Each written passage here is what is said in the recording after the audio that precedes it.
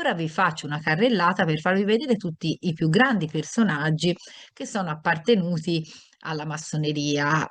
Per esempio, lui è uno dei membri fondatori della Royal Society nel 1660, ufficialmente riconosciuta nel 1662, un personaggio importantissimo legato a questo ambito, come Isaac Newton. Oppure, ecco, questa è la tomba di Newton nell'abbazia di Westminster. Questo è come viene rappresentato Newton da William Blake. William Blake lo rappresenta proprio come questo personaggio seduto su questo sorta di scoglio che sta tracciando, vedete, con un compasso un triangolo e un cerchio.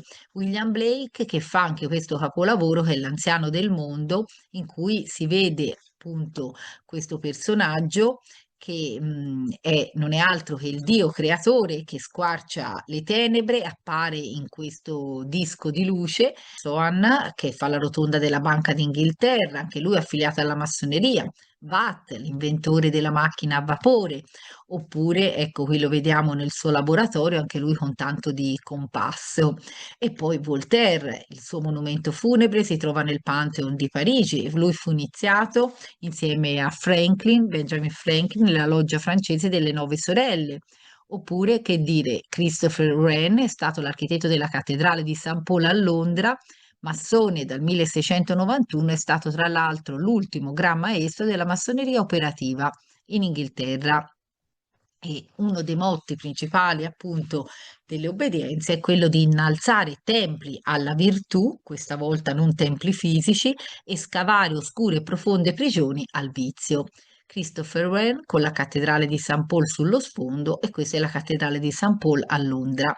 L'interno della cattedrale di St. Paul, che presenta proprio il pavimento bianco e nero, che rappresenta, come abbiamo visto, la dualità, no? Presente nell'universo, e poi la stella, il pentagono, anche qui che è uno degli elementi caratteristici appunto della massoneria. Vi invito a vedere nuovamente le due torri. E questa è la cattedrale di Westminster e la Gran Loggia Madre, dove il 24 giugno 1717 si è dato avvio alla massoneria appunto speculativa. Poi abbiamo filosofi come Fichte, oppure Munch che fa il ritratto di Nietzsche. Sono tutti personaggi che parlano. Fichte fa la rivoluzione filosofica e esalta il primato dello spirito. Nietzsche parlerà della filosofia della vita, oppure un autore come Goethe che dedica addirittura una poesia alla pianta ginkgo biloba legata proprio alla massoneria. Lui farà addirittura opere come il Faust oppure il Serpente Verde. A 50 anni l'appartenenza all'ordine, scrive proprio la poesia, 50 anni sono passati, e lui è membro dal 1780. Pure Hogarth, Il matrimonio alla moda, Il mattino presto, è un'opera famosa di Hogarth, era affiliata alla massoneria, come Fragonard. Oppure Jonathan Swift che fa i viaggi di Gulliver, famosissimo, anche questo è un viaggio come Kipling che fa il libro della giungla, è una storia avventurosa, e l'autore è proprio iniziato dal 1882 praticamente alla massoneria.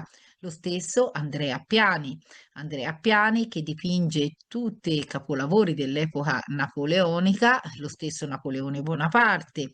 Oppure Jacques-Louis David, che ci fa il famoso giuramento degli Orazi. Bertel Thorwaldsen, che è uno scultore contemporaneo di Canova, affiliato alla massoneria. Niccolò Paganini, che ama il suo violino conosciuto come il cannone.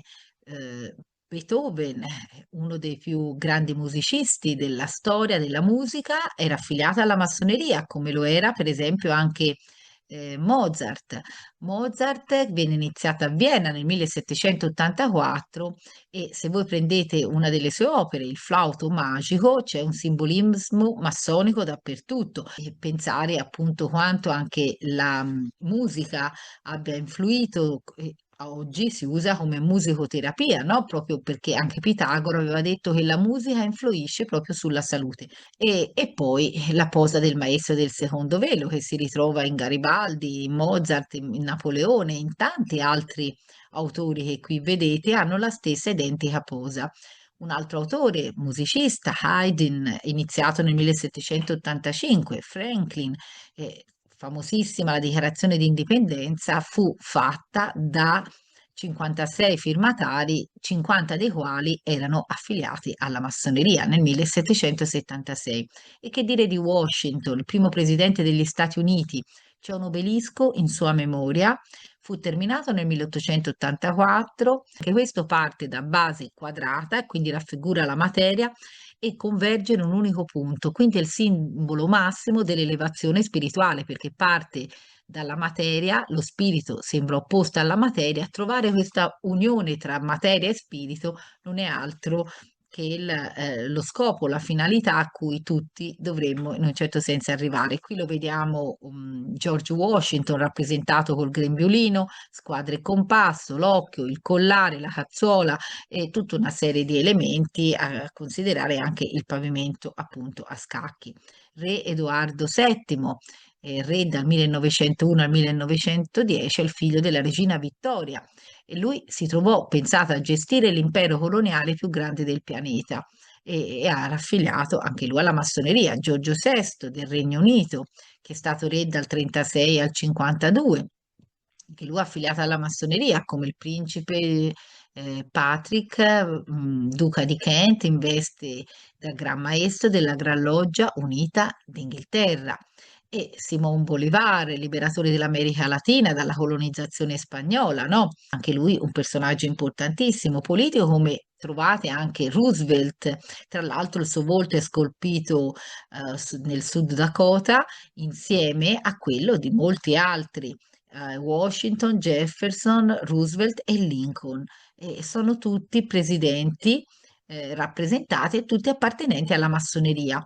Ma andando avanti, musicisti più recenti come Louis Armstrong oppure Stanley Olio, che conoscete, Stan Laurel e Oliver Hardy.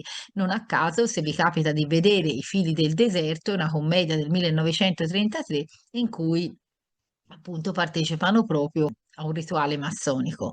Kerr Gable, Via col vento, il suo capolavoro più famoso, nel 1939, anche lui era affiliato alla massoneria, oppure Totò, all'origine il nome Antonio De Curtis, affiliata alla massoneria, ma anche colui che ha portato lo stendardo massonico del rito scozzese accettato, oggi esposto all'Housel Temple di Washington, e lui è legato alla spedizione, no, dell'Apollo 11 del 1969, appunto sulla Luna.